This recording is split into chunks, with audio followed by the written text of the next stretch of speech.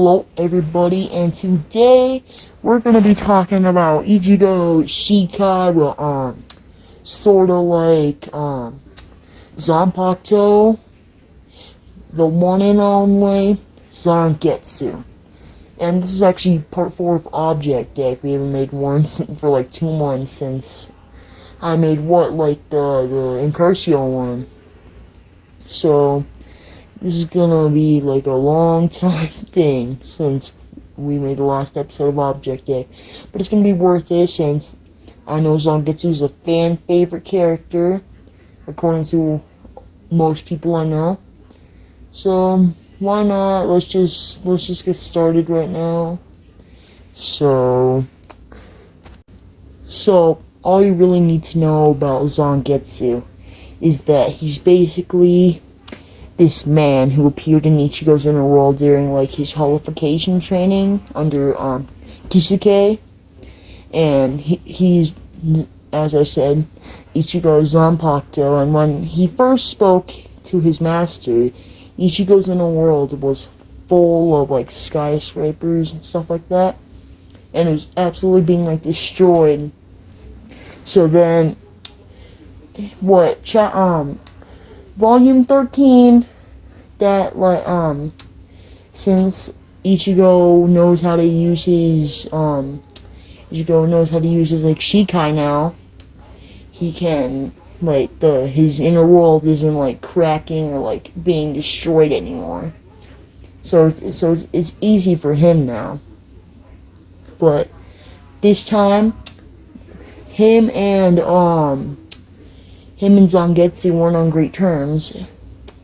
So Ichigo's sword basically broke, since at this time he was basically fighting Kenpachi, and his Zangetsu broke.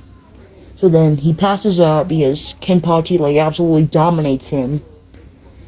And then he goes into his inner world again. So that's when we see Zangetsu again. So he's all since they're on good terms, that's when Zangetsu summons his real form, oh, if you're really worthy of me, you must fight yourself. And that's when he Hollow Ichigo. He was really cool. I liked him a lot. And so the fight with Ichigo and Hollow Ichigo was pretty good.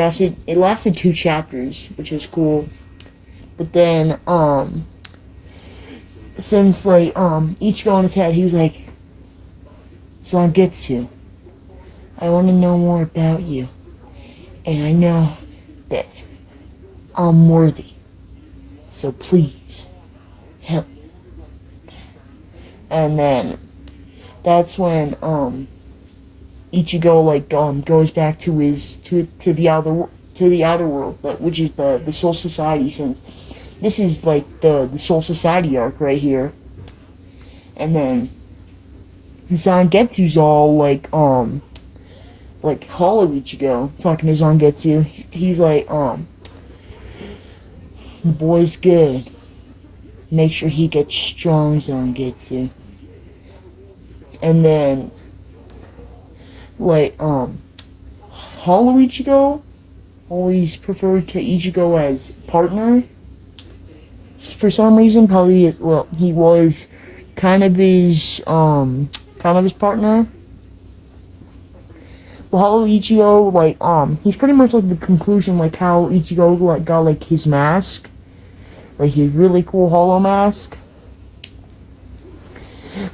which I love. I love the scene where Ichigo's first awakening from his his inner world, and then he has the hollow mask on, and he's in his holification, just as I said.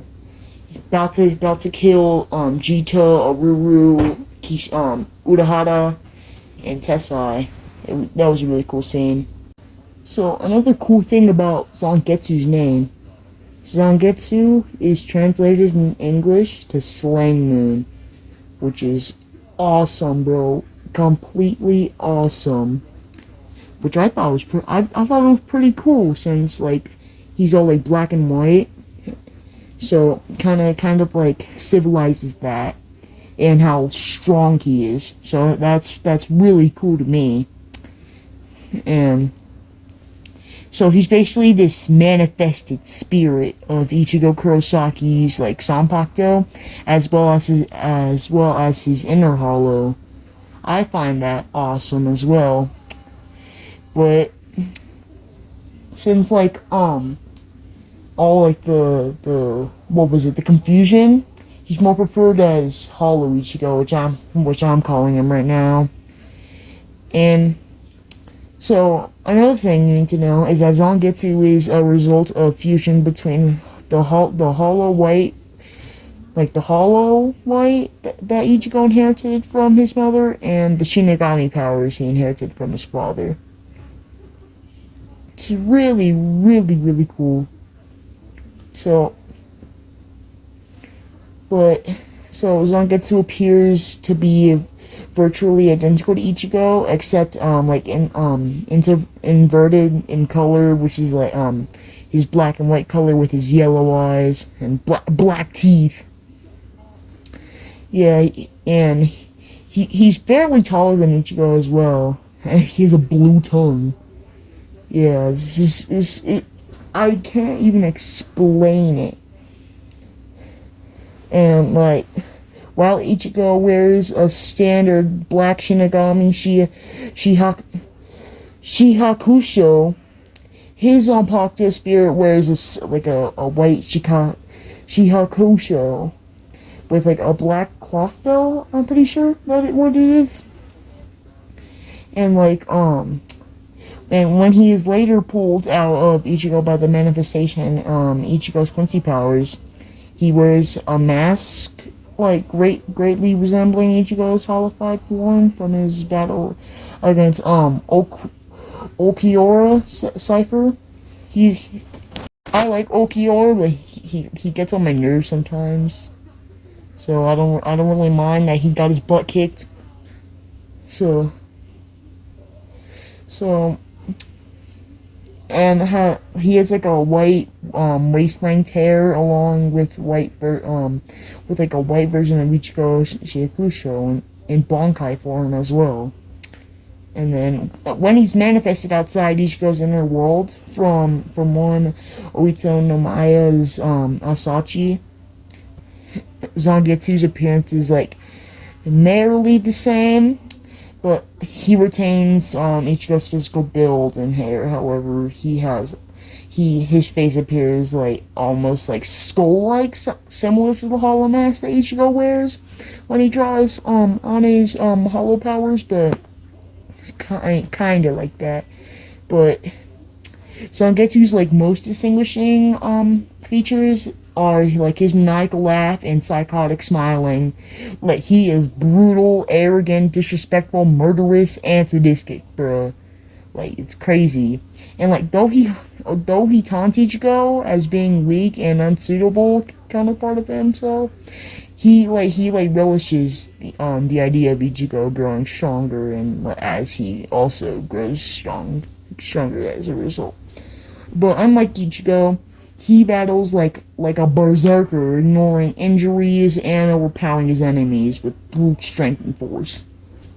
And he protects Ichigo's body when he is about to like die, because if Ichigo dies, he will as well. So like we see this in his fight with Kenpachi when he goes into his inner world, which was one of my Volume 13, definitely one of my favorite scenes, other than when we see Chad interfering, when Ichigo accepts is that Chad is his like spirit energy is like ow, and then Ichigo's like oh wait, it's coming back, what's going on? But additionally, both manifestations claim to prefer more lush natural surroundings, like bright sunny skies, green forests, and animals, than one of the tall, glassy skyscrapers as Ichigo's inner world. But due to the status as a Zanpakuto spirit, Zangetsu doesn't get much opportunity to fight, and he gets really excited on the rare occasions he does get to fight. Yeah, I really like Zangetsu. I'm happy that we got to see him for a long while. He was awesome. I loved when Ichigo awakened his Shikai, where he got this Zangetsu sword larger than him. In fact, this is like volume 8, and that's how he knocked off Urahara's hat. I love that scene. It was really funny. He was like, "Hey, you knocked off my hat." And Zangetsu has declared Ichigo is the king of the inner world, and he is the horse Zangetsu wishes to take the crown. From like, he wants to take the crown from Ichigo so he can have control over his body and become the dominant personality, because he refuses to put up with Ichigo's softness of trying to defeat his enemies with reason and logic, which he believes would be willing to allow Ichigo to keep the crown for now. But once Ichigo screws up again, he will make his move once more. But Zangetsu made good on this promise when Ichigo was nearly killed against Ulquiorra Cipher. At which point he took control of Ichigo's body once again. And when he emerged with Ichigo's Quincy powers, much of the manifestation's personality seems to be like in effect, making the merged spirit much calmer. Though he's prone to occasional outbursts similar to Zangetsu, he revealed his motives of talking over Ichigo's body during his fights, where his fights were to protect.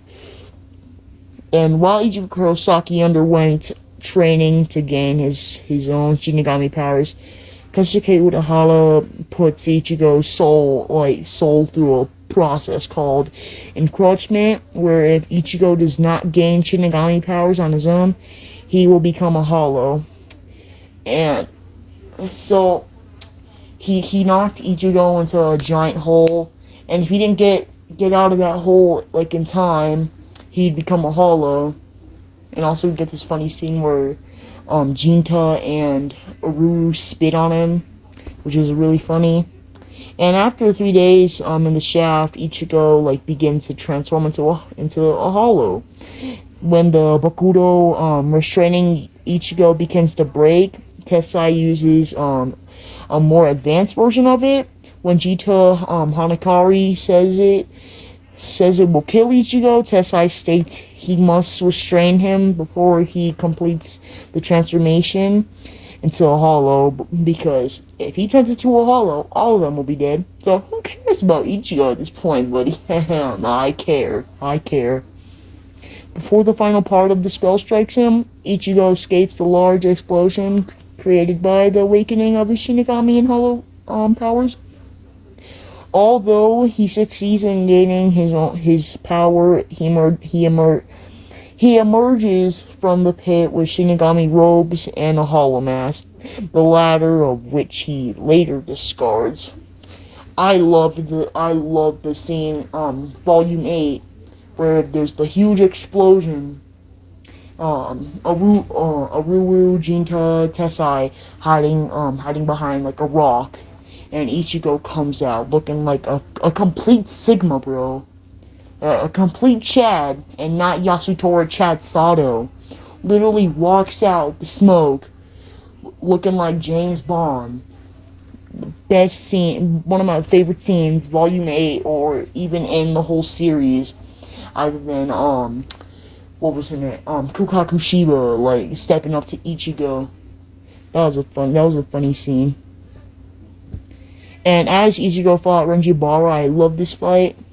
As Ichigo fought Renjibara, Renji uses Zabimaru, and that Zabimaru, I'm gonna keep that out of this one, since I'm gonna discuss that one in a different object deck. But let's just say Zabimaru is basically Renji's Zanpakuto, like, Shikai. But, it's like, to hit Ichigo near his heart. But the sword is stopped for some reason after the fight, as Hanatora Yamata heals Ichigo, he discovers the hollow mask Ichigo thought threw away was what blocked Zabimaru. And thinking of the mask as a good luck charm, Ichigo wants to keep the mask, but Hanataro, fearing it, takes it and throws it into the sewers. And just so you know, Ichigo finds it. And then, volume 17, we meet we already know Yoruichi. But then, he turns into his real form. A woman.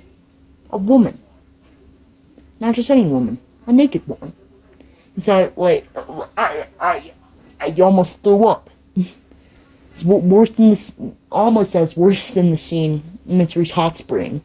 But later Ichigo runs into the 11th Division, Captain Kenpachi Zaraki, who stabs him in the chest, seemingly dying. Ichigo is pulled into his inner world, and, well, there you go. He unleashes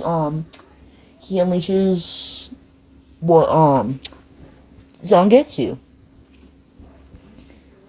And that's pretty much all you need to learn about zangetsu now.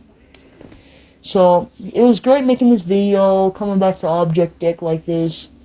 But I'll see y'all later. I hope you have a great day. And goodbye. Bye!